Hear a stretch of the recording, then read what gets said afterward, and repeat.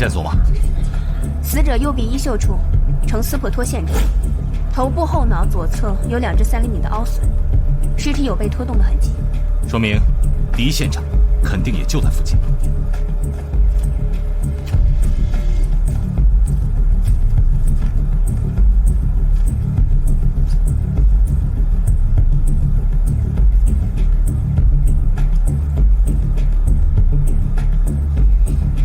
严队，这边有血迹。继续勘察现场。这血迹和死者后脑勺的损伤相比对，应该是撞到了这块石头上。这应该就是第一现场。死者身上有没有钱包、手机等物品？您说的这些现场都没有。身份证呢？也没有。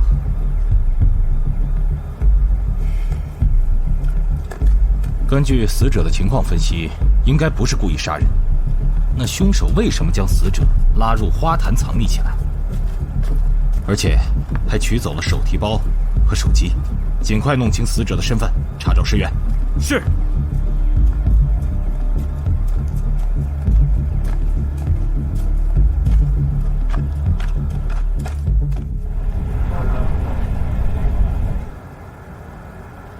这条小路和花坛是刚刚竣工的市政工程，尚未完全验收，因此监控系统属于空白。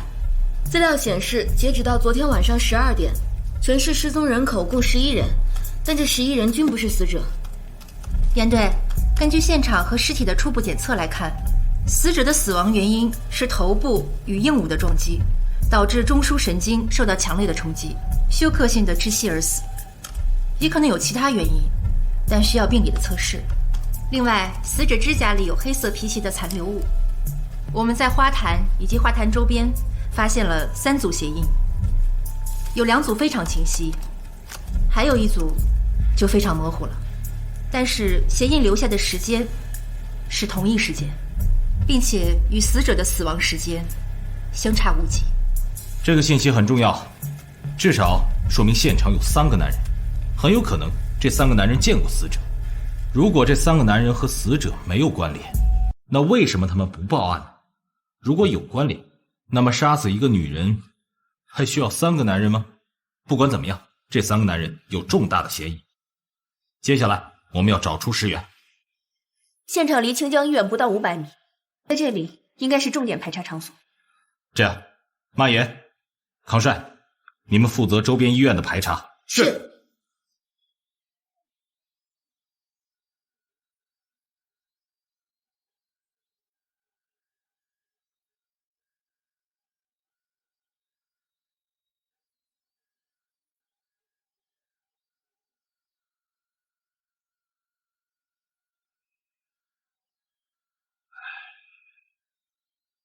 这宋小坚也真是的，明明知道今天手术是他主刀，到现在玩起了失联。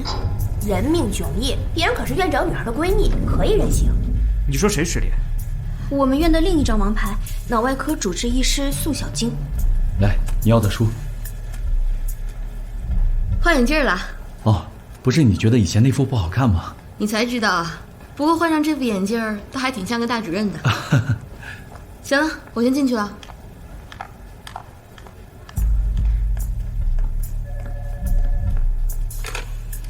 市局刑侦支队的，想了解一下你们医院的宋小晶是不是失联了？把今天的值班表拿来。喂，这里是脑外科，我们科的宋小晶今天是早班，但是她到现在还没有来。好，谢谢。警察同志，我刚才都问过了，宋小晶今天的确缺勤。你能带我们去人事科看一下她的资料吗？没问题。刚才谁打的电话？是保卫科，就是问一下今天哪位医生没有上班。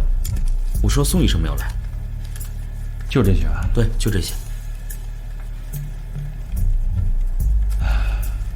好，你这样，你给宋医生打电话确认一下，今天的手术不大，让齐医生替他吧。好。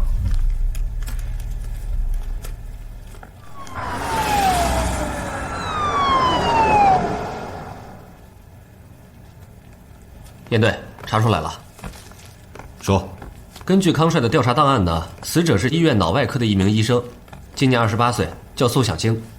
社交情况呢？没有多少朋友，有一个男朋友叫吴祖民。那个吴祖民呢？人在外地，正在赶回来。我估计怎么也得明天早上才能够到吧。那你再安排他们查一查他当天晚上的电话记录，再向他的科室领导和同事们了解一下他平时跟哪些人有矛盾。好，去吧。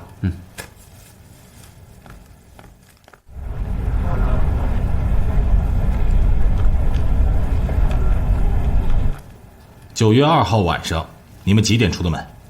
都去哪儿了？9月2号，大概10点左右吧。我和他在外面吃完晚饭，到了滨江公园。你们是几点离开滨江公园的？大概11点左右吧。他是有急事儿，就先走了。好，那分手之后，你又去哪里了？哎，你们这到底什么意思啊？希望你能回答我的问题。分手之后，你去哪里了？你要是不告诉我是怎么回事的话，我拒绝回答你们的问题。接受办案民警的询问，是你的法律义务。办案？办什么案？就在当天晚上，宋小晶被人杀害了。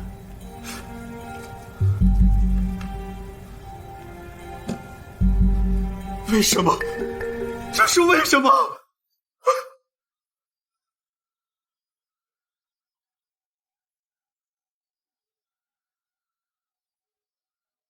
哎，说话方便，说吧。严队，宋小晶的通话记录查出来了。案发当晚，他打了3个电话，都是给一个叫程静思的女孩。之后他还有4个未接电话，其中3个机主叫吴总，还有一个叫柳思明的。记得上次在医院查档案的时候，我查到那个柳思明是宋小晶的同事什么的，但程静思我就不清楚。好，你认识一个叫程静思的女人吗？认识，她是小静的闺蜜，在医院里面工作。那天离开宋小晶之后，你的活动谁可以证明？后来我就回家了，我妈可以为我证明。你这么伤心，看得出来你们关系一定很好。我们是大学同学，上下铺。他是我最好的朋友。那天晚上为什么不接他电话？我当时在值班。这个宋小晶平时有什么朋友啊？除了她的男朋友吴祖明，还有我的未婚夫柳思明，他们是一个科室的。柳思明是科室主任，小金是他的下级。因为我的关系，他们俩也走得挺近的。谢谢你告诉我这么多。真可帅了，主任好。下午去哪？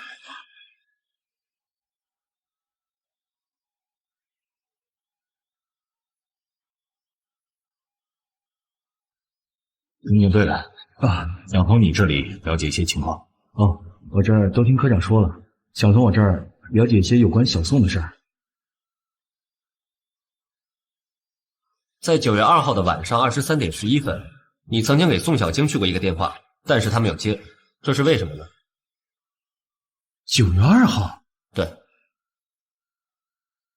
9月2号。哦，对，晚上的时候我给他打过电话，我想跟他说一下第二天做手术的事儿。后来他也没给我回，第二天手术还要找别人替代他。我问你一下，你们医院的医生做手术的时候，一般都把鞋放在哪里？一般医生的办公室里都有鞋柜。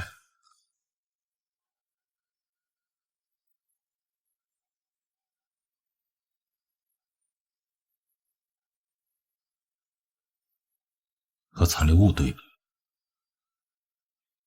颜色不对啊。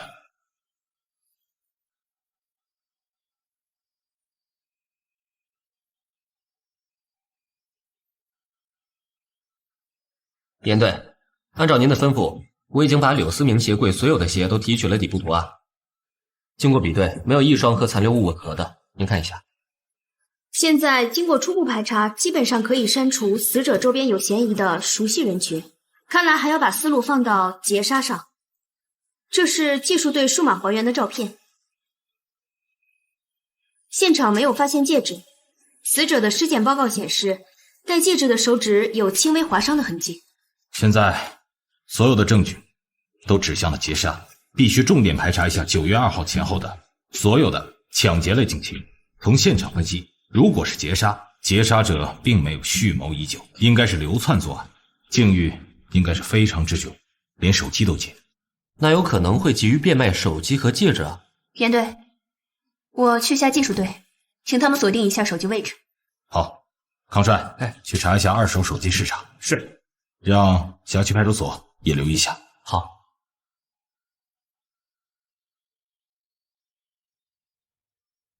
请你们这儿做二手手机的老板帮忙统计一下最近一段时间所有交易的二手手机。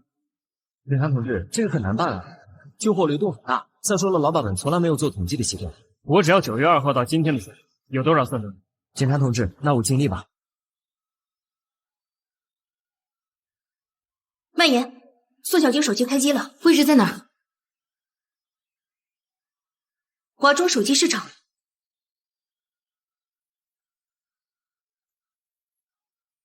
喂，我刚刚从华中市场手机店出来。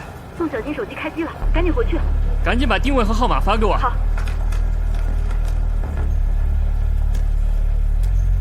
这手机是你自己的吗？关你屁事儿啊！不是，我就看这屏幕怎么是个女的啊？那是我老婆，刚给她买了个新的，所以这个旧的就淘汰了。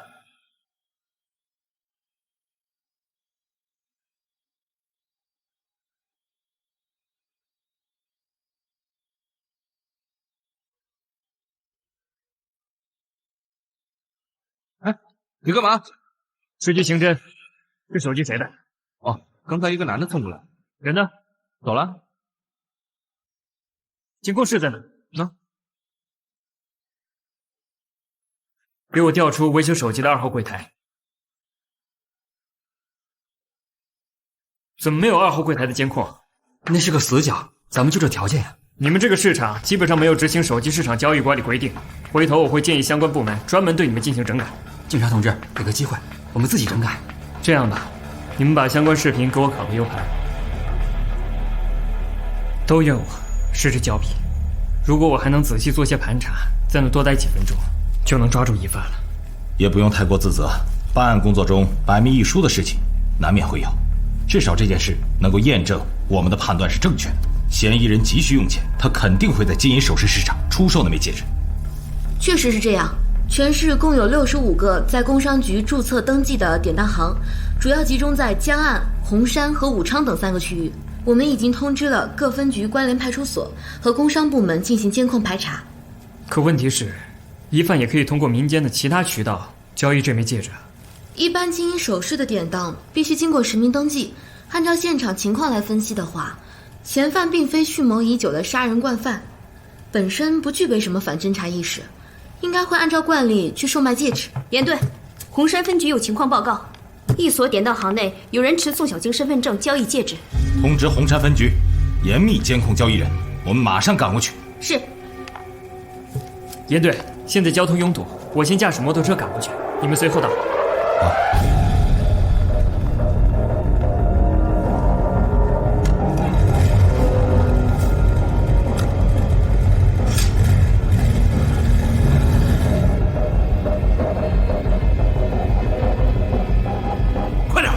快点把东西给我，快点！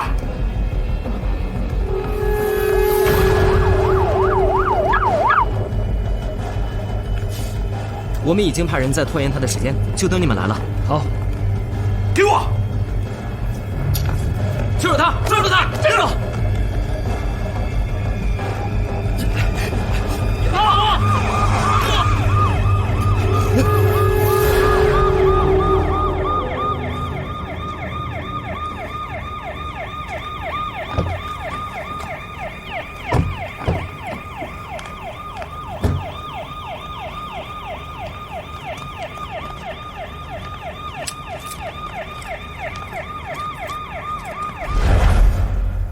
！9月2号晚上，你在干什么？想不起来了。那这张身份证怎么来的？捡的。什么地方捡的？江边。还不老实。那我再给你点提示：9月2号晚上10点，你与人合谋，杀死了这个女人，并洗劫了她的背包、戒指、手机。手机你卖给了华中手机市场，型号 iPhone 6。收！你还想瞒什么？我真的没有杀人，人不是我杀的，我真的没有杀。你说戒指还有一部手机，还有一个包，包里有1000块钱，的确是从一个女的身上拿的，但是因为当时这女的已经死了，我只是顺手牵羊罢了。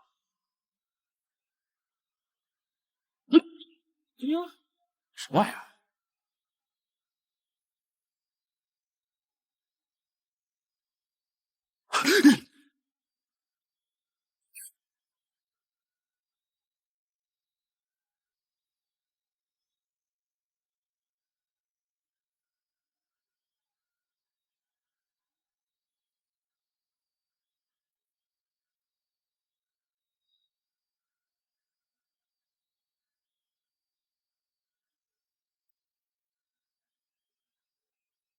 你怎么知道那个女人已经死了？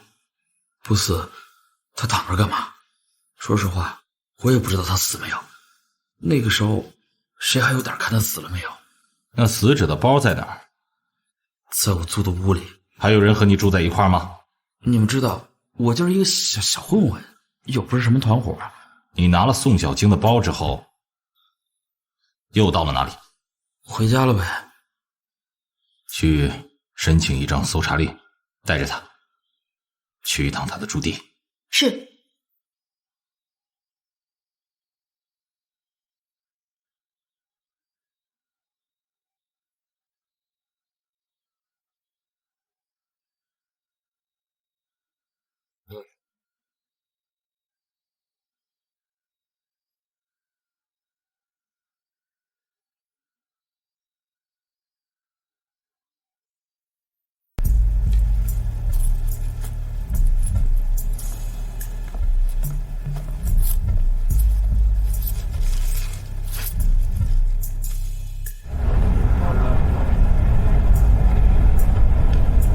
经过仔细搜索，张军的住所内没有发现其他可疑证物。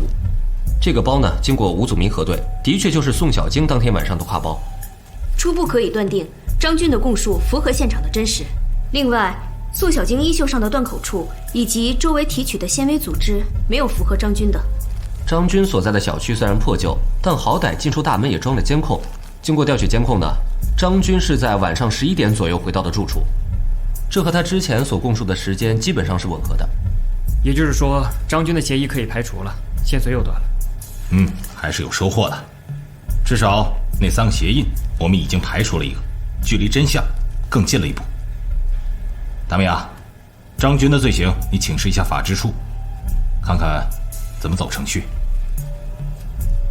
接下来我们要做的就是查找没有被排除的那2个鞋印。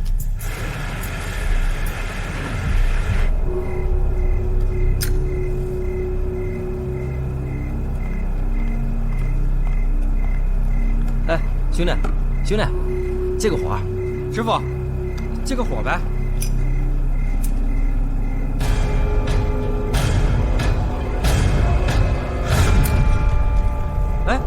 哎，兄弟没点着呢，哎。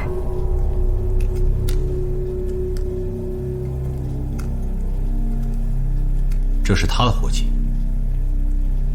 那你借火机的时候，宋小晶在哪里？就在我旁边。那个男的和女的长什么样？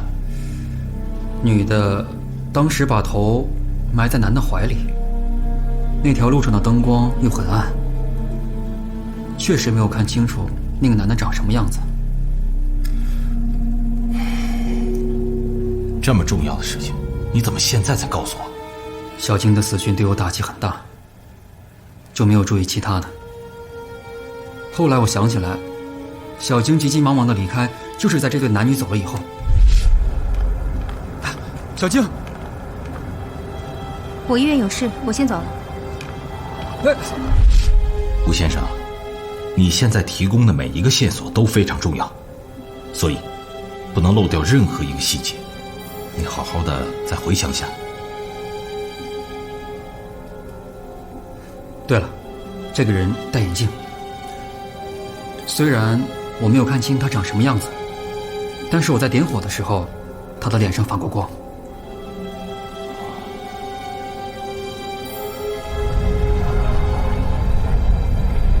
这个戴眼镜的 Zippo 打火机主人作为主攻方向，张军的定性啊，让我们可以放弃杀人抢劫的思路。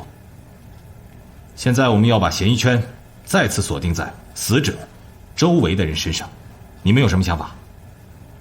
可否做个大胆的推测，导致宋小晶匆忙离开的原因就是这个戴眼镜的人，而这个人或多或少与宋小晶之间有着某种关联。对，如果我们根据这个推断寻找到这个人，那么对破案至少有着参考价值。我会尽快排查宋小晶周边的关系，同时在现场进一步核查，看看有什么新线索可以发现。我可以帮忙，我有个同学在警犬队工作，可以借用他的警犬。警犬对金属和汽油的味道特别敏感。如果你的假设成立，戴眼镜的男人如果与宋小晶的死亡有关联，那么眼镜的金属味还有 Zippo 特有的汽油味就有可能被警犬的鼻子嗅到。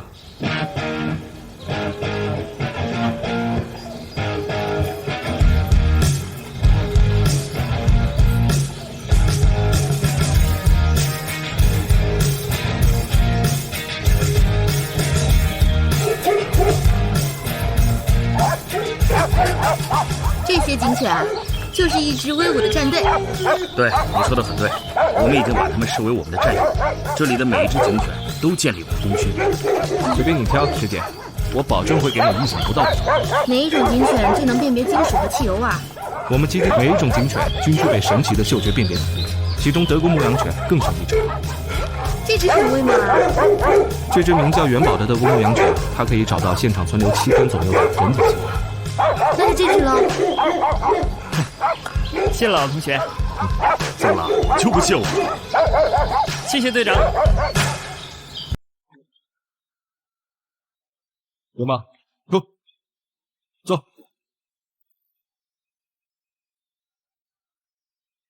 秀，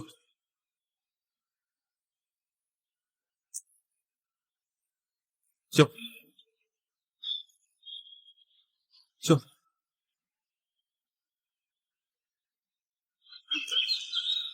是吧？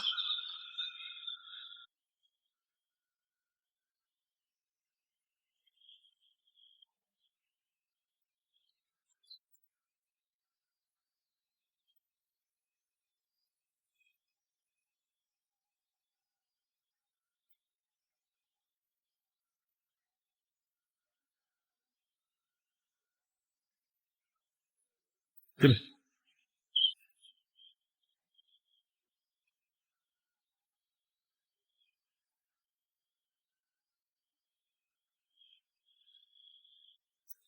什么情况？这表明在这个地方有着相同人体气味的物品。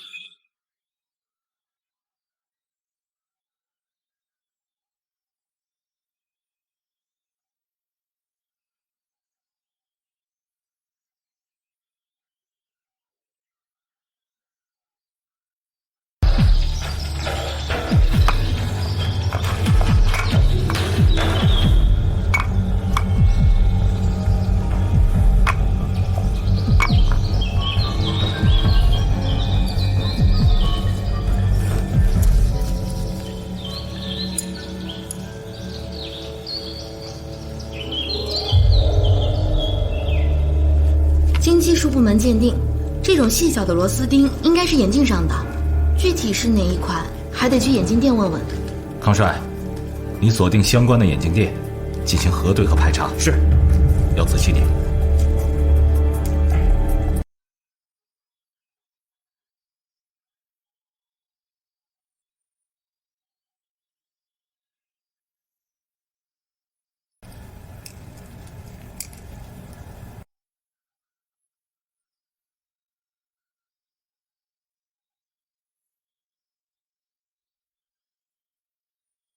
儿子，你要少用点眼睛啊！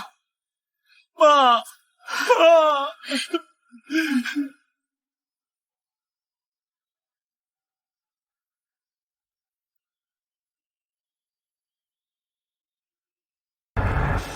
先生你好，有什么可以帮到您的？你看我这眼镜能帮我修一下吗？好。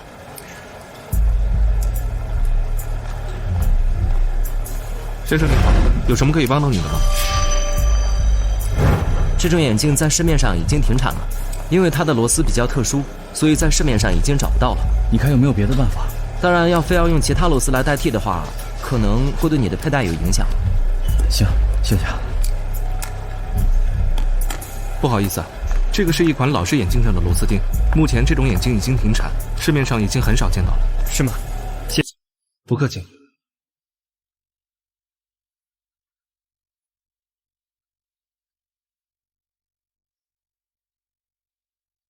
严队，也许我们应该再去查查柳思明。为什么？柳思明是戴眼镜的，那个打火机的主人也是戴眼镜的，现在又有了这个螺丝钉，就凭这个啊？那你打算怎么做啊？当然是带他回来问话，或许能问出什么破绽。你可以怀疑，但绝不能先入为主。如果没有证据，不能采取任何的法律措施，这样对当事人非常不公平。看来我们得去一趟医院。那条线索落空的事情，对任何人都要保密，尤其是对程静思和柳思明。明白。明白。我想你们可能搞错了，宋小晶是刘主任未来夫人的铁杆闺蜜。程静思和柳思明他们两个人的感情怎么样？这个怎么说呢？程静思外表很普通，工作上也是靠他父亲的关系，可架不住人家有个好爹啊。好爹是什么意思啊？他爹是我们医院前任党委书记兼院长，这里面的关系还用我来说吗？我问的是他们两个之间的关系。这个鞋子合不合适，只有脚知道。不过以我推断，这刘主任冲着程大公主的爹，怎么也得处理好关系啊。我怎么听你话里有话呀？你好像是在说，其实他们两个的关系并不怎么样。刘主任只不过是在仕途上希望借助未来老丈人的地位。警察同志，这话可不能随意解读啊！刘主任知书达理，是咱院公认的男神。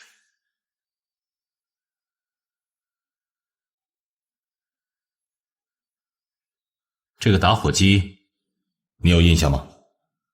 没有印象。柳思明抽烟吗？没有见过。哦，对了，有件事差点忘了，好几个月前，具体哪天记不清了。那天在走廊，柳思明的文件夹里滑落了一张报告单，保洁阿姨好心去帮他捡，谁知他当场就爆发了，把保洁阿姨都吓哭了。那张单子会不会在他的办公室里？正好柳思明今天轮休。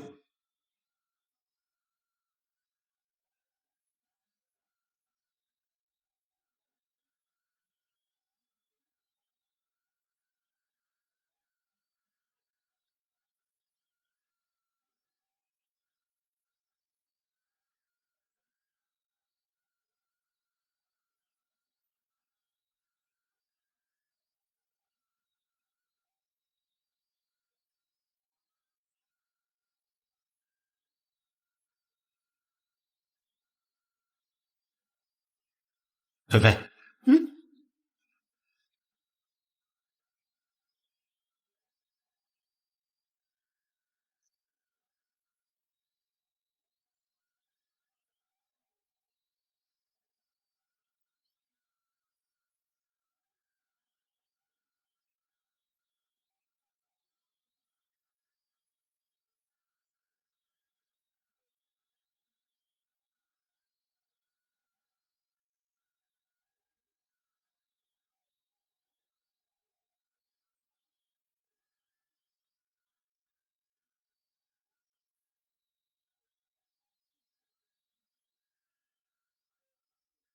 严队，你们说柳思明不抽烟，那就是说那晚滨江公园里的人不是他。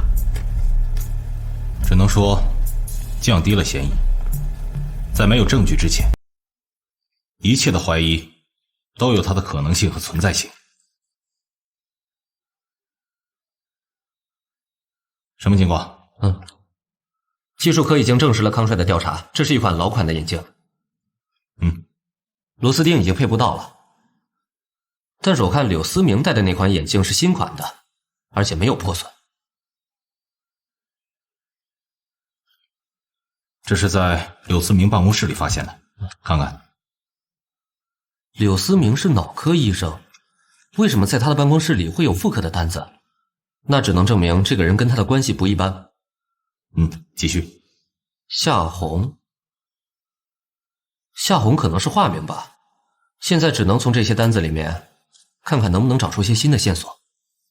化，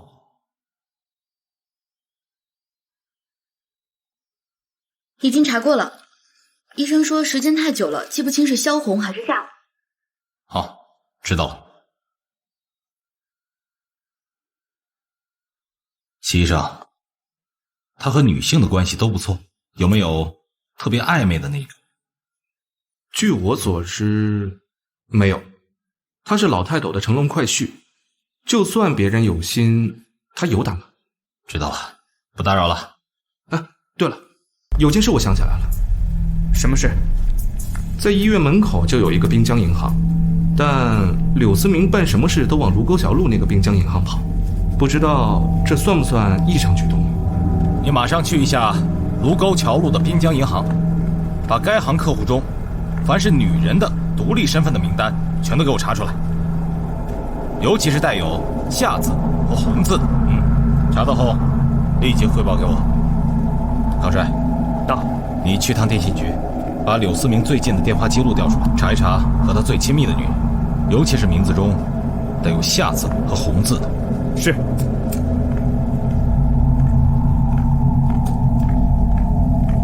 你好，你好，请问你们行长在吗？请问您是？刑警队。你那边的情况基本已经明确了，所以下面呢？曼英回来了。你那边什么情况？查清楚了，银行果然有这么个人。萧红。你怎么知道？我让康帅去了一趟，锁定了柳思明的通话记录，查询了这个叫萧红的女人，虽然他们平时通话不是很多，但9月2日晚上他们通过话。你那边呢？萧红单身，丈夫在几年前的一场车祸中去世，带着一个孩子。据说有一个叫沈燕的闺蜜，两人无话不谈。那让菲菲和沈燕谈谈，必须要捋清柳思明和萧红之间的关系。是。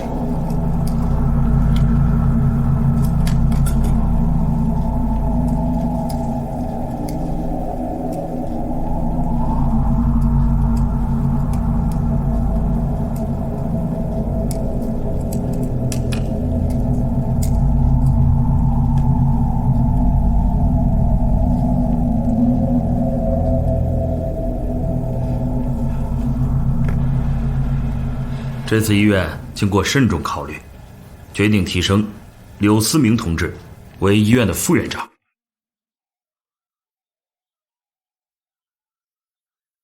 我要感谢医院这些年对我的培养，我一定不会辜负大家对我的期望，用我的实际行动来回报医院，回报社会。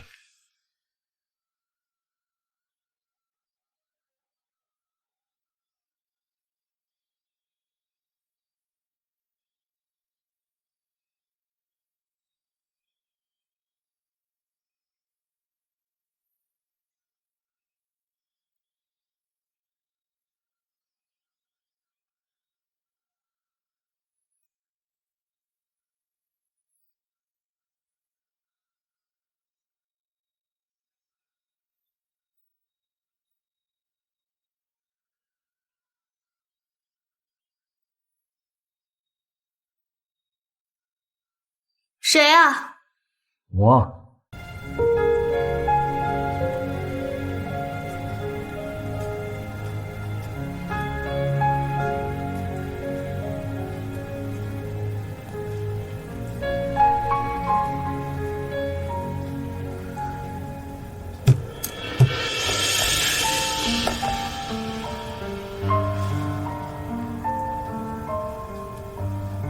你干嘛在这儿？今天不是你认命的日子吗？有烟吗？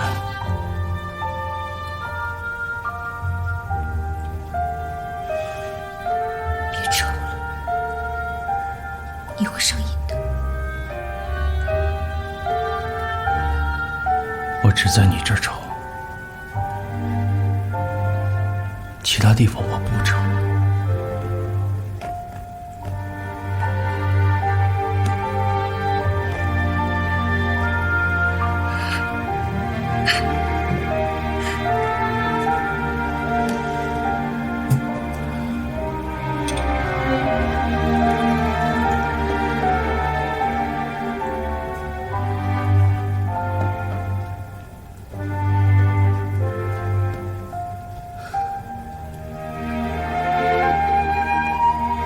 今天这个日子，你应该在家陪陪你的未婚妻，而不是到我这儿撒娇。当了副院长，我反而更害怕。坐上现在这个位子，不是你最想要的吗？这都是我想要的。我们没有退路，我只能往前走，往上爬。可我舍不得。但你已经做出选择了，那你就不要后悔。我不想你因为这件事怪罪我一辈子。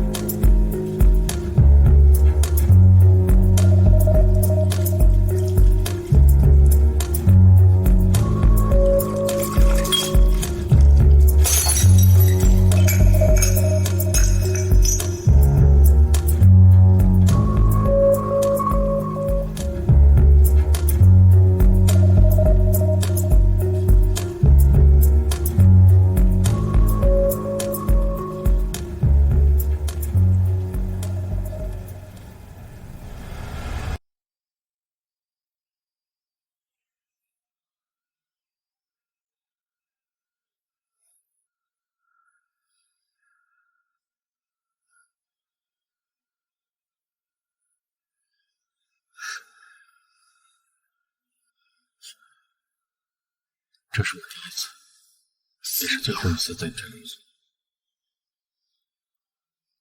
我今后有很长的路要走，斩断一切，放开前行。祝我走好，愿你走好。这是我最心爱的人。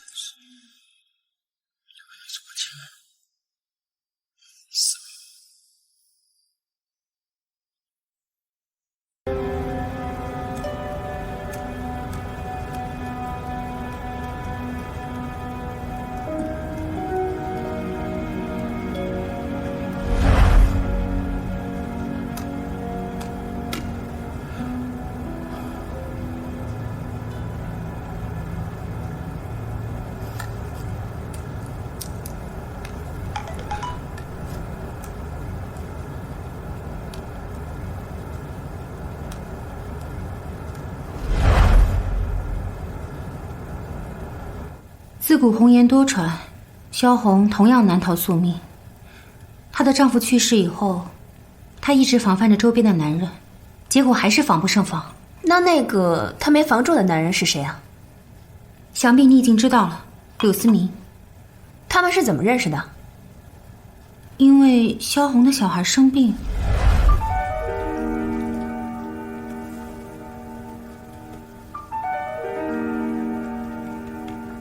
医生，医生，求你救救我孩子！没事，给我吧。慢点，慢点。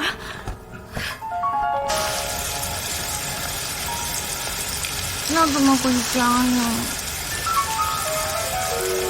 有人接你们吗？坐我车吧。那麻烦你了。别客气，来。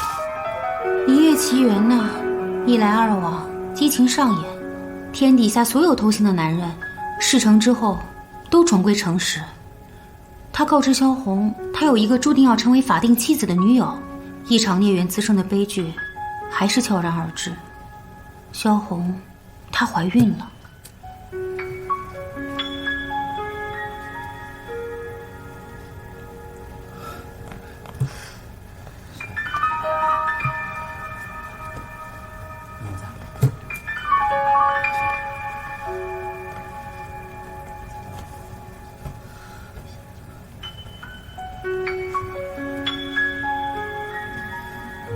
对不起。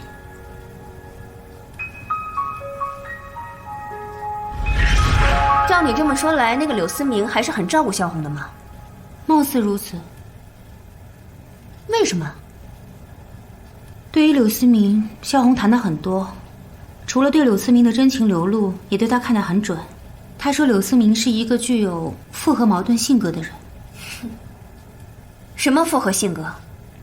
所谓的复合性格，根本就是他的自私，既想得到一个女人的权杖平台，而另一方面又想得到另一个女人的爱情。看来你的评价更精确。谢谢你，沈岩。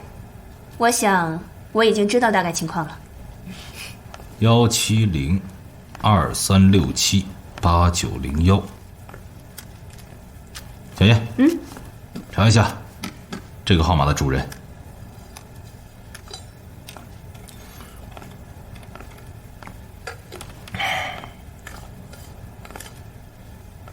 这个号是170的虚拟号段，不是实名。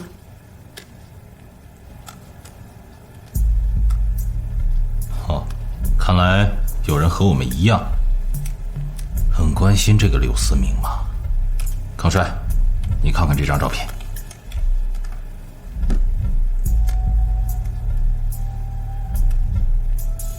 终于对上了，可以抓人了吧？不行，还得进一步核对我们手上的这颗螺丝和这个眼镜型号的匹配程度。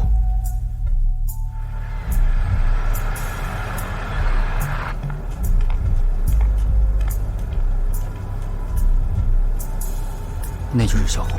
好，谢谢啊。走吧，上去吧，快点。萧红，你是警察？找我有事吗？能去你家坐坐吗？我有理由不欢迎你吗？走，回家。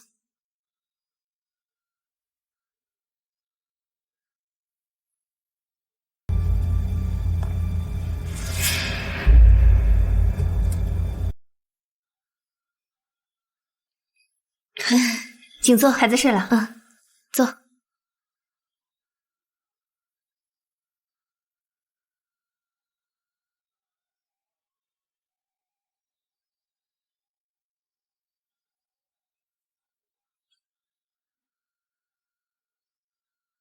你抽烟啊？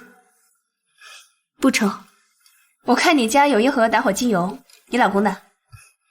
怎么？你对私人藏品感兴趣？警官，到底想留什么？你不仅很坚强，还很沉着。我有吗？一般人到这个时候都已经惊慌失措了。我该惊慌吗？我今天既然能到这里来，你应该明白我已经掌握了一些情况了吧？你是说柳思明的情况吗？他既然没有结婚，在法律上他还是单身，所以没有任何问题。你们两个当然没有问题，我也不是来求证你们的关系的。那是我们在这儿聊，会不会影响到孩子啊？出去走走吧。孩子一个人在家，最多半个小时。好，走吧。这里晚上的能见度确实很低，看清楚一个人的相貌也的确不容易。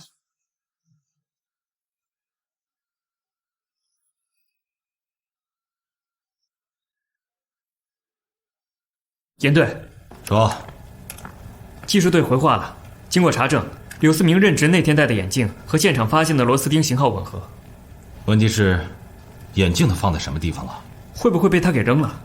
如果要是扔了的话，就职仪式那天他就不会缠着透明胶也要把它带出来。这个眼镜对他来讲一定是非比寻常。他现在人在哪儿？他请了2天假，回老家了。你到底想说什么？就在你和柳思明来这儿的那天晚上，一个年轻的女子在清江院附近被杀。她不仅是柳思明科室的下属，还是柳思明未婚妻的闺蜜。这跟柳思明有什么关系？关于这件事儿，我也大致有些了解。那天晚上，我跟柳思明一直在公园里，我们一直都在一起，他哪儿也没去。你要知道，做伪证是犯法的，尤其你还是一个母亲。对不起，我想回家了。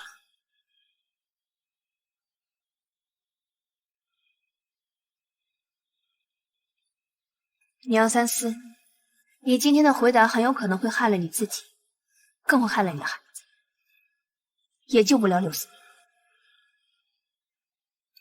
你到底想问些什么？当天晚上，你和柳思明离开这之后，是一起到了你家，还是去了别的地方？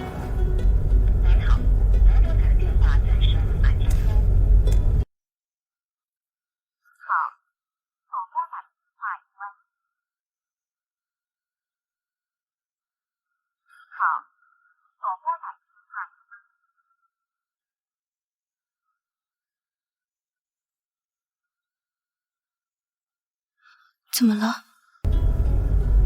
没事，师傅，掉头回青岛路。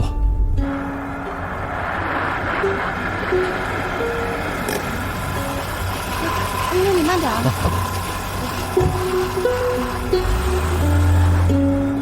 还有一个问题，你家的 Zippo 打火机油和那副眼镜究竟是谁的？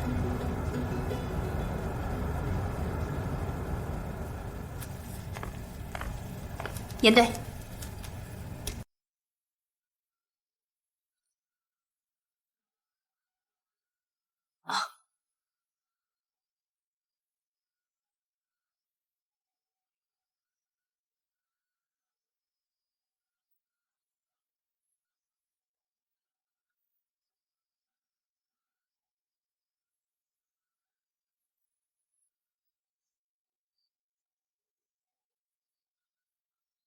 我们所要的证据链全部齐全，是柳思明。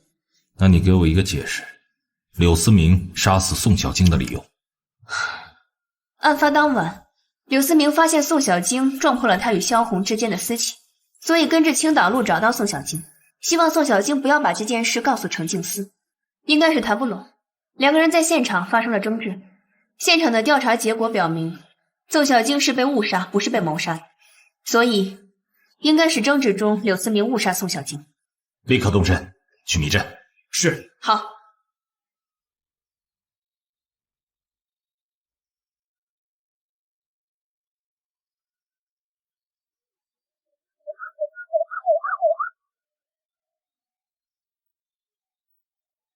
思明，起来了。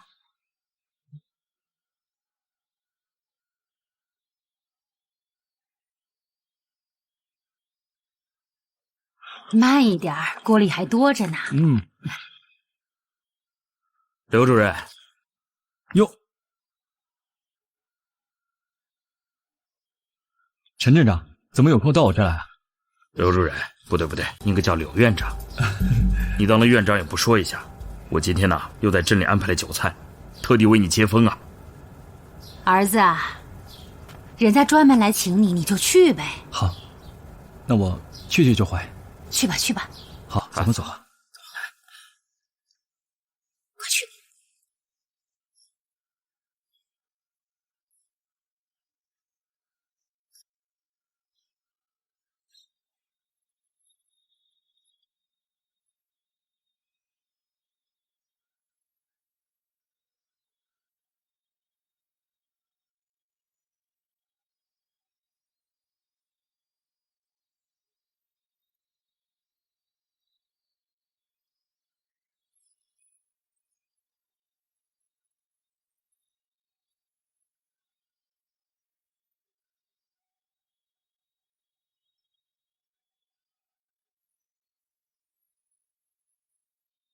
搞错了吗？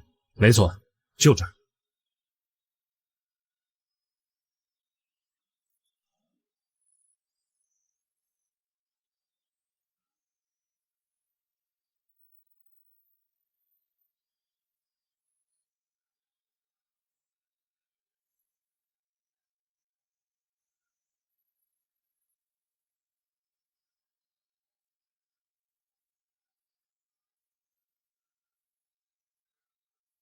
这边。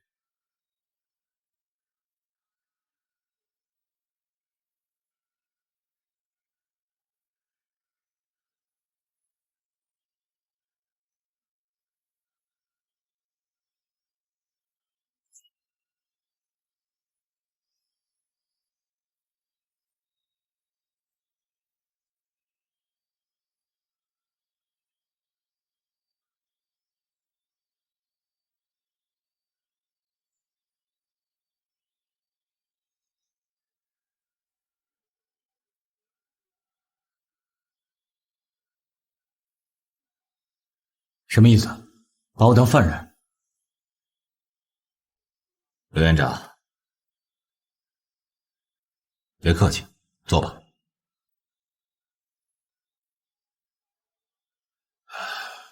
刘院长，别紧张，我们只是有几个问题想问你。你们把我骗到这儿来，最好给我一个说法，否则我可以告你。用骗这个字不太合适吧？我们是怕惊吓到老人家。我有正当职业，守法公民，谈不上什么惊吓。哼，气氛何必弄得这么僵呢？来，根烟。我从不抽烟。那我就不客气了。火呢？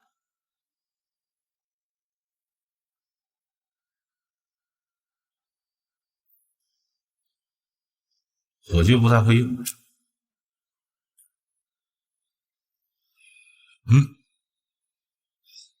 哦，房间里不能抽烟。谈正事了，我们找你是了解一下宋小晴被杀的案子。我知道的那天已经全部告诉你们了。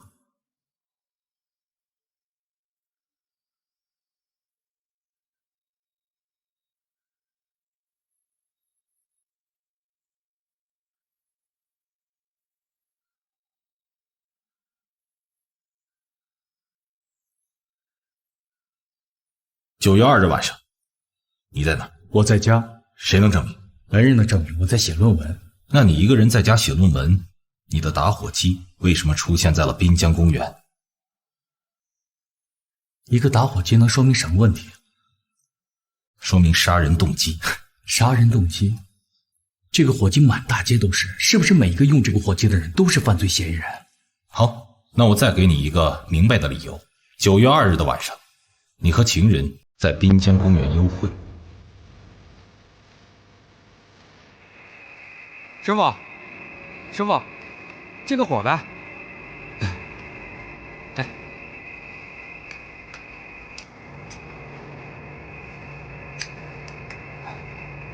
师傅，哎，师傅，火机。小静，小静，你听我解释。都这样，还有什么好解释？我眼睛又没瞎。那你得给我一个解释的机会吧。刘思明，你这样还对得起金思吗？刘院长，接下来还需要我再说。你的想象力太丰富，这些就能说明我的杀人动机。王静思的父亲是1届太子，如果惹怒了他，别说是副院长，就是在这个圈子能不能混得下去的，这不是动机。严警官，你这只是猜测而已。现在是法治社会，办案要讲究真伪。你还来劲了是吗？威胁没有用，拿证据说。要证据什么？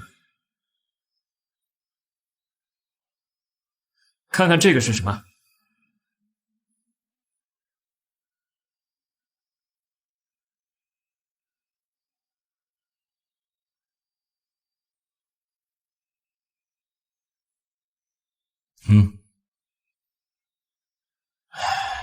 一个小小的螺丝，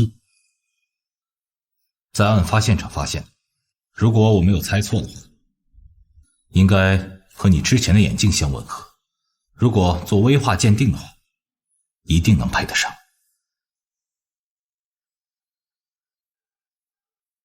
我的眼镜就在我鼻子上，我不知道你们在说什么。我刚才说过了，是之前的那副。但是你别忘了，你恐怕没有不在现场的证据。对，我确实不在家，但是我没有刻意的去骗你们，因为我要结婚了，有些事儿。我们是警察，对私生活不感兴趣，当然，对你的个人问题，我们也不会传播。啊，继续。我有一个女性朋友，我一直在她家。女性朋友，她能给你作证？可以。那我提醒你，做伪证可是要负法律责任的，不论是你还是他。他叫萧红。柳思明，真没想到你能说出这种话。萧红真是瞎了眼了。你找过萧红？你有没有为他想过？萧红为了你牺牲了几年的时光，为了你，她打掉了孩子，她几乎忘记了一个做母亲的责任，她要为你做伪证，你知道吗？她替我做伪证，而你却为了给自己脱罪，你罔顾你们这些年的感情，你把她往这泥潭里拉。刘思明，为了你的官运亨通，你连深爱自己的女人都可以这么出卖，你还有没有良心？你还是不是个男人？你今天在这说过的话，他已经为你都说过一遍了。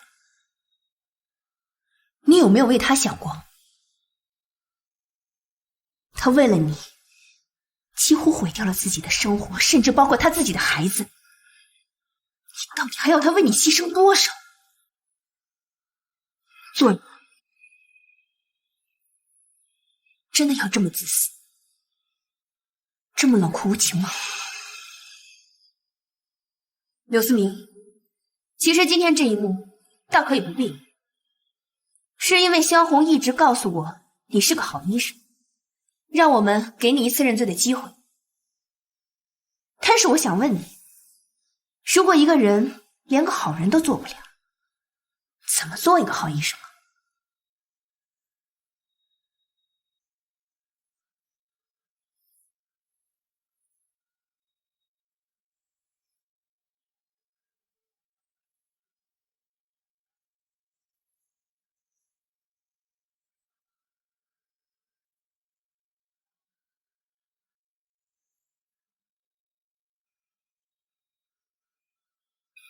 小静，小静，你听我解释啊！都这样了，还有什么好解释？我眼睛又没瞎。那你得给我一个解释的机会吧。刘思明，你这样还对得起静思吗？事情不是你看到的那样，那个女的她缠着我，我怕她去医院闹，这样的话我就当不了这个副院长了。啊，行，我错了，好吗？我不解释，这样我保证，一旦我当了这个副院长，2年之内，我把你扶正，你当主任。你听听你自己说的话，你满脑子都是事的，你根本就不爱静思，你只是想利用她的关系往上爬，我绝对不能让静思嫁给你。你有没有想过，如果我当了副院长，你会有什么下场？你不觉得很卑鄙吗？让开！小静，放开！小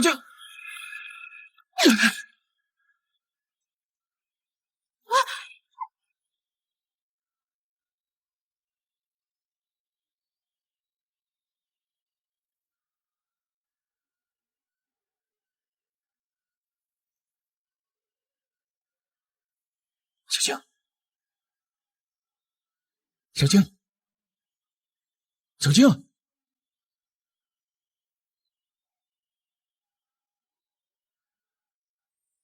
您现在正处于副院长的位置，今儿个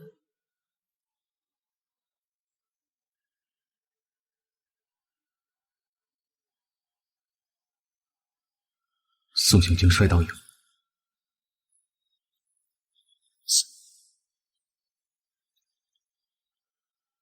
打一下程子，小子是情紧张，才会爱人。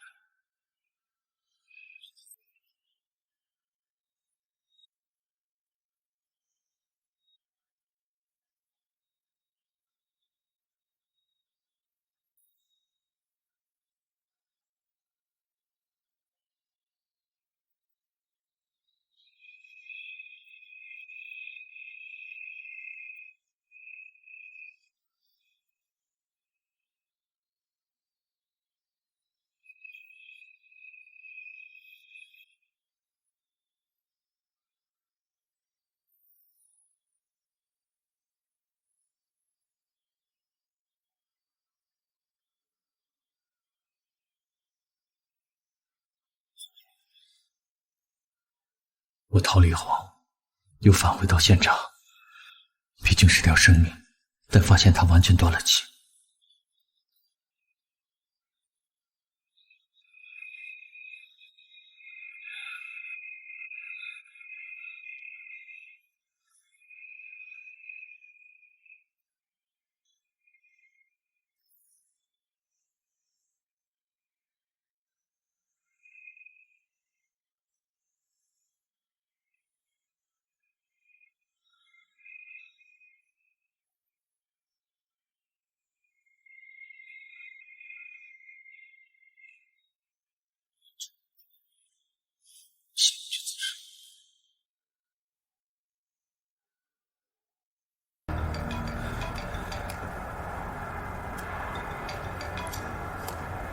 子明，你副院长的事儿批下来了。批了。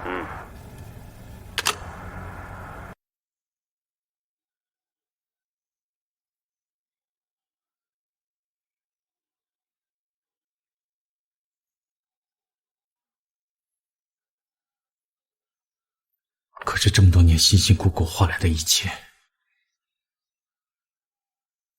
我舍不得。我知道自己已经不配做一个好人。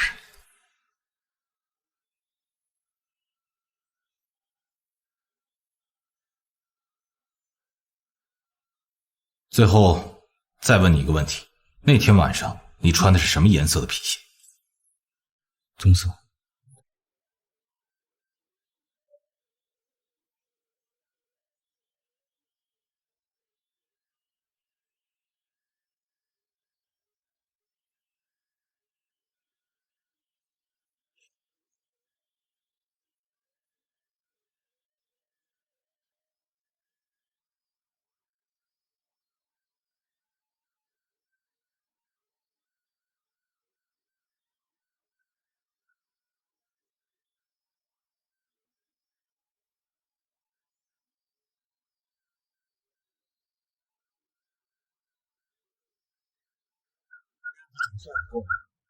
还和罗斯宁良心未泯，要不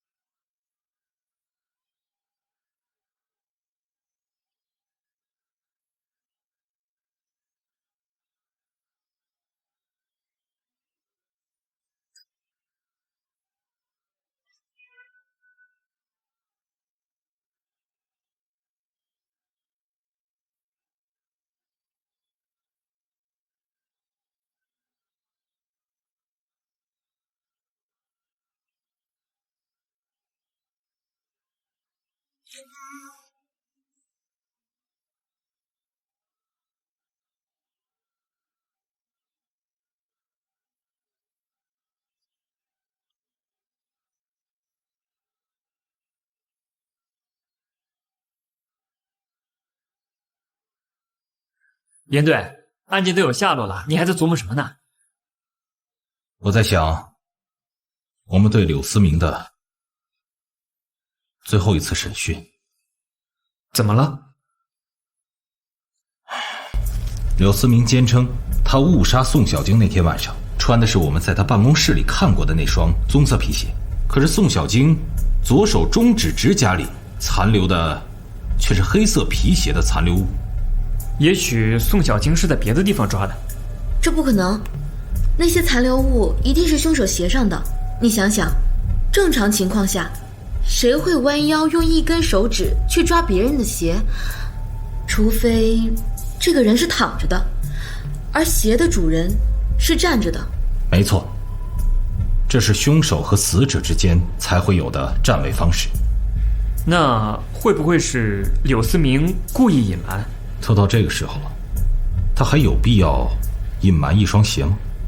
如果找不到这双鞋，这个案子就有一个扣还没被解开。找到那双鞋的主人，又未必能说他就是凶手。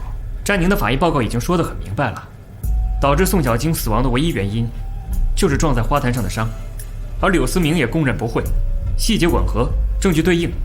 那么我们查找这双鞋的主人还有什么价值呢？我总感觉柳思明的背后啊，一定还有一个影子。如果这个影子真的存在，那么这双鞋就一定是这个人的，而这个人一定和死者还有过接触。为什么要在这个时候接触死者呢？难道他想惹火烧身？显然不是。你们想想，如果宋小晶他当时真的死了，他的手又是怎么抓到血的？你的意思是说，柳思明他其实并不是直接致死宋小晶的凶手，而是这双鞋的主人。柳思明在慌乱中以为宋小晶死了，其实宋小晶没死。怎么会没死？死亡报告已经解释了死因，这不是矛盾吗？除非你还能拿出另一个致命性的死亡原因。严队，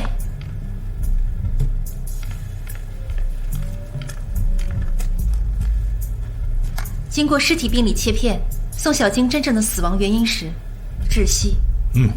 这就对了。怎么才得出这个报告？这是我的一项疏忽，同时也怪你们破案速度太快。通常病理切片的结果需要1周才能得出，结果你们只用了5天的时间就抓到了柳思明，典型的江城刑警速度。说得好。江城刑警速度。那么，我们再演绎一次江城刑警速度，用最快的速度定位皮鞋的主人。快点，快点，快点，快！老头子，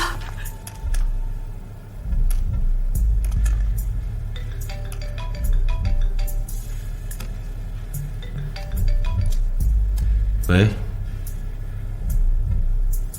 什么？师傅住院了？我马上过去。你来了。嘿，严队，来看王所长。哟，齐医生，师傅的病没少让你操心，案子了了，正好有点功夫能陪陪师傅。也是，案子总算了了，也该陪陪师傅了。哎，谁能想得到啊，刘主任居然真是知人知面不知心呐。是啊。哦，对了，我得恭喜你啊！听说现在齐医生荣升脑外科主任。哎，我也是勉为其难呐，一下子少了2把主刀，我这真是，捉襟见肘啊。那个，我隔壁病房还有点事儿啊，我先过去了，你们慢慢聊。哎，齐医生。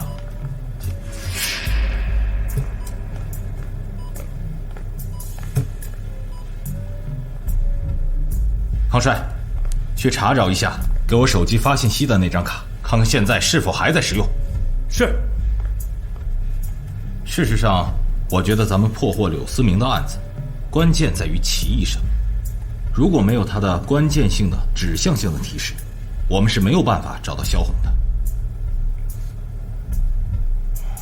假设我手机收到的彩信照片也是齐医生给发的啊，这里面就有一连串的疑问了。为什么这个齐医生这么关心柳思明？尤其是在细节上，柳思明很多人前人后不为人知的举动，齐医生都知道，甚至连他去4站路以外的银行都知道。为什么他总是在关键的节点上给我们信息，他又不直接检举？见到他的时候，他还在一直维护着柳思明，你们觉得这正常吗？你说这要是在医院里，低头不见抬头见，格外关注一下倒是有可能。可医院外面的事这么了解，不应该啊。除非他经常跟着柳思明。我们能不能大胆的做个推断？如果真是这样，而那天晚上他正好又跟着柳思明，所以那天晚上柳思明的所作所为，齐医生都亲眼目睹了。对，他就在现场。那么在现场发现的那双鞋印的主人就是齐医生的，这也说不通啊。那么齐医生杀死宋小晶的动机是什么呢？现在齐医生当上的主任，你想想这之前，在他上面一直横着2把刀，柳思明和宋小晶，一举两得，对得上。杜莎，现在我们需要几个证据，一是我们查找的虚拟号段号码，2就是齐医生的那双鞋。严队，你得发奖金了。怎么着，想钱想疯了？我试试运气，拨打了那个号码，居然是通的，但没有人接听。我通过定位找到了信号源，在齐医生办公室。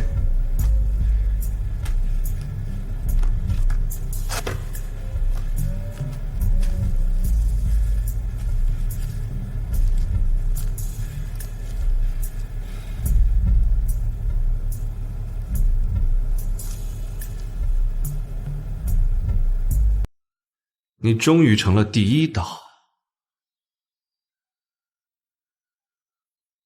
请进。齐医生啊，严队啊，请坐。谢了。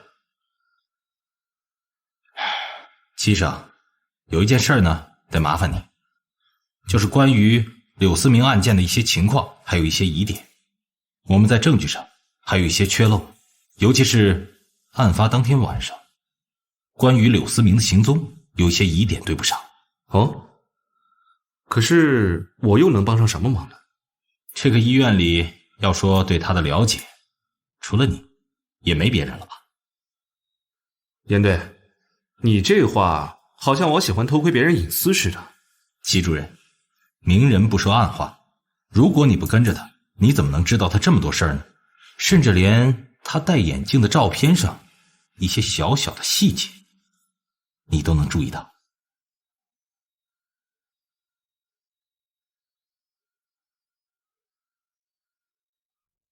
这张照片是你发给我的吧？这不是我的号码。哦。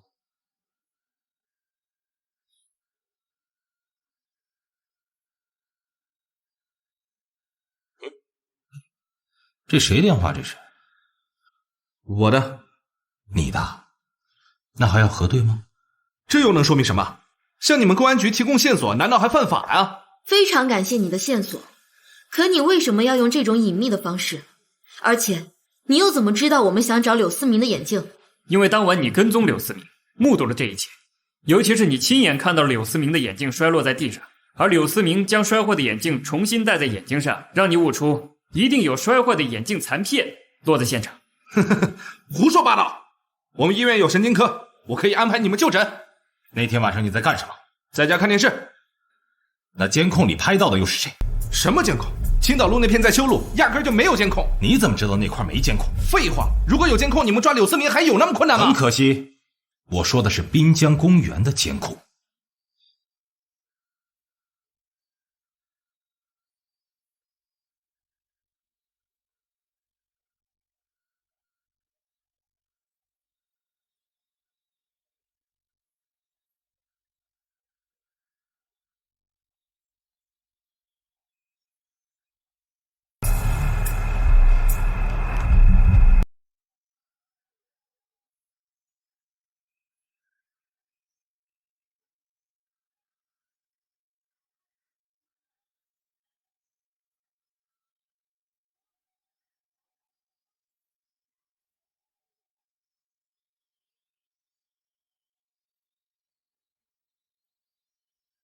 师傅，跟着前面那辆车。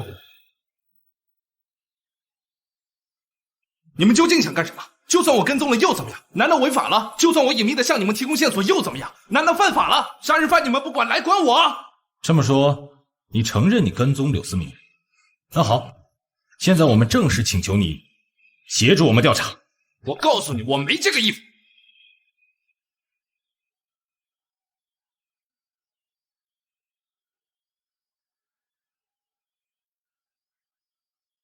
严队，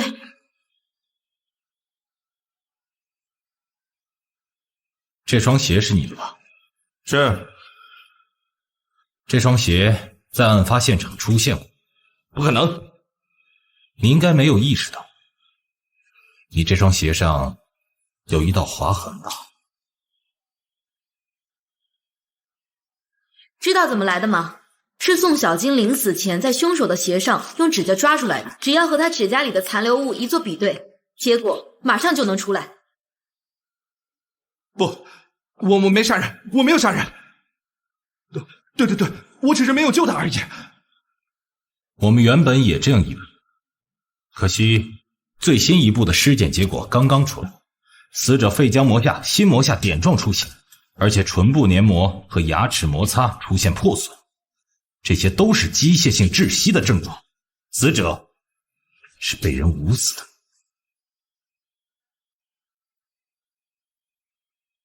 你怎么知道？主任让我做他助手啊。第一助手不是盯着我吗？齐医生，这个手术不是你强项，主任那是不好推你。行了，你还是先回去休息吧。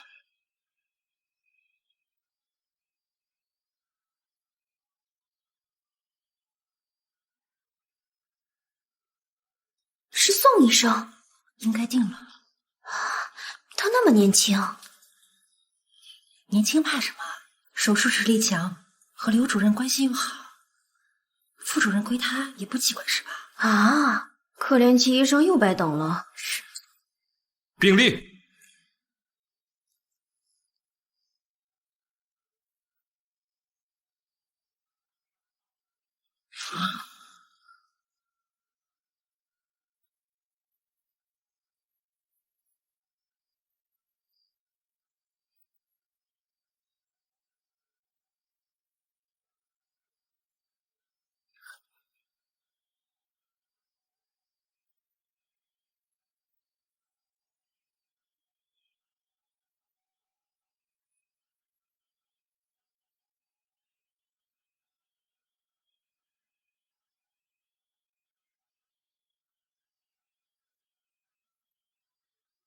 你应该对年纪轻轻就有赶超你趋势的宋小晶也有所不满了。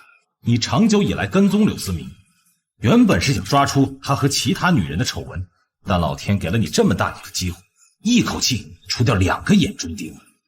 宋小晶的死，柳思明身败名裂，而且还要背上杀人的罪名。这不怪我，谁让他们不把我放在眼里？可是我没有想杀他，我真的没有想杀他，我也不知道怎么了，好像被恶鬼上了身一样。你真是聪明一世，糊涂一时啊！如果滨江公园门口有监控，我们怎么会找不到柳思明和萧红偷情的证据？我完了，我完了。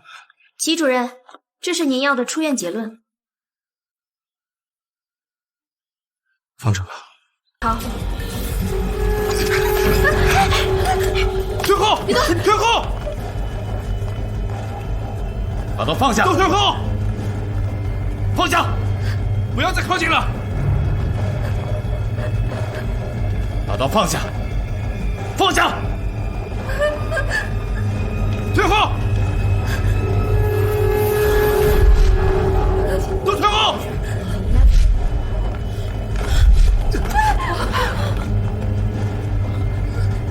通知特警队，尽快赶到，请医院配合，让家属前来。是。不要过来！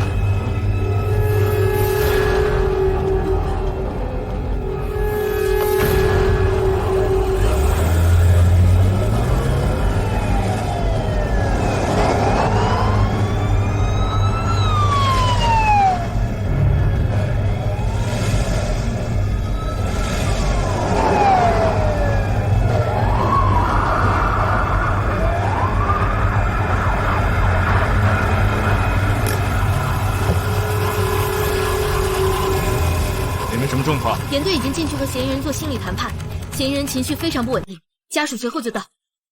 突击队各组注意，以车辆为单位，分3组向天台突击。狙击手到达后迅速找准狙击位，行动！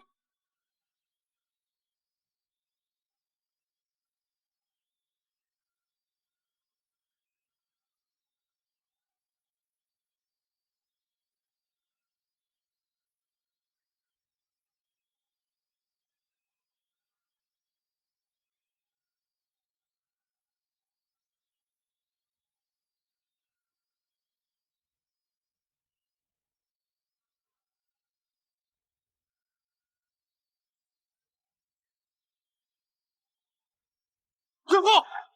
别过来！别过来！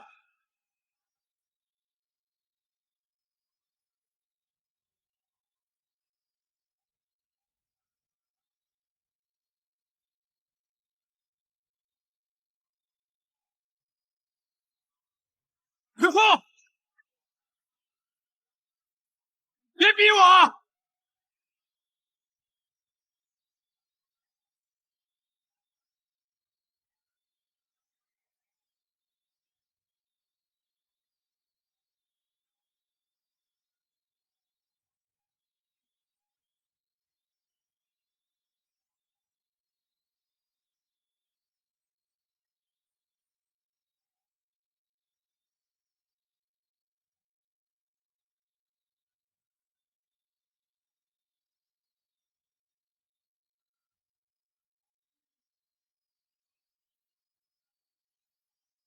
齐主任，我告诉你，你犯罪的情况和一般的凶杀还是有区别。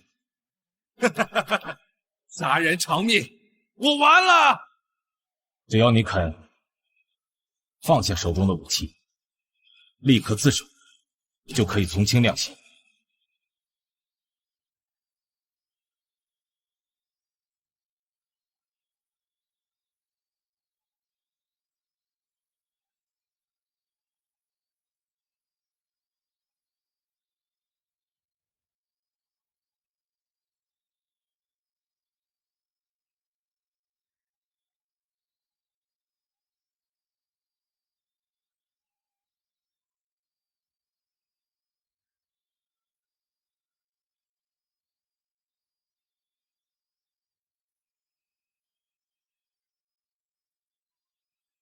严队，不是有在做立功的时候，这样我救你师傅，救你们警界的英雄，你们放了我好不好？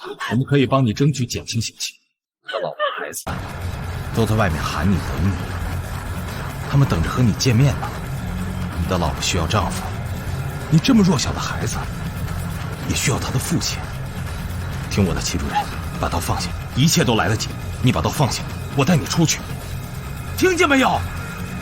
把刀放下！难道你想让你这么小的孩子就失去父亲，失去父爱吗？你这么拼命爬到主任这个位置，是不是想让你的家过得好一些？是不是想让他们过得幸福？但结果呢？你这么做给他们带来的是什么？让他们没了丈夫，没了父亲。你是男人吗？你的责任在哪里？把刀给我放下！严队，我现在只能自行了断，对不起。别动，把这接起来。头亲没事吧？没事，没事。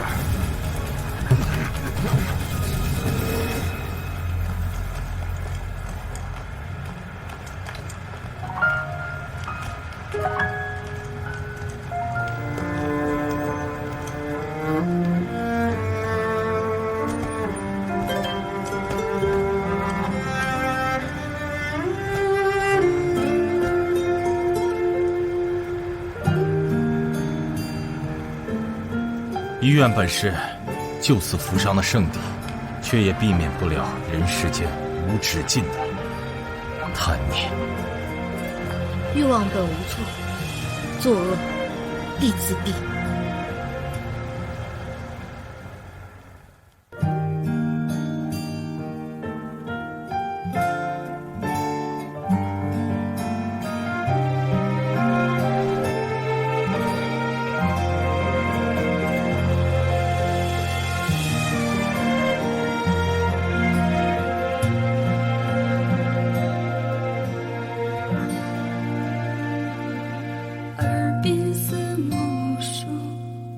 第一场情节，爱情原为一场醉，杯中却无酒，吞下满盏泪。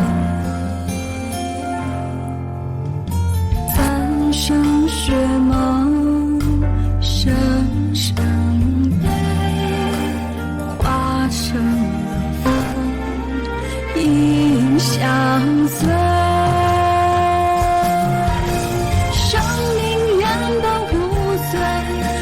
前世相违，步步惊心千层错，一路乱飞。救赎去轮回，释放灵魂求安睡。梦已破，心不累，回忆不回，归至正轨。生命原本无罪，无奈前世相违，步步惊心千层错，一路乱飞。救赎去轮回，释放灵魂求安睡。梦已破，心不累，回忆不回，归至正轨。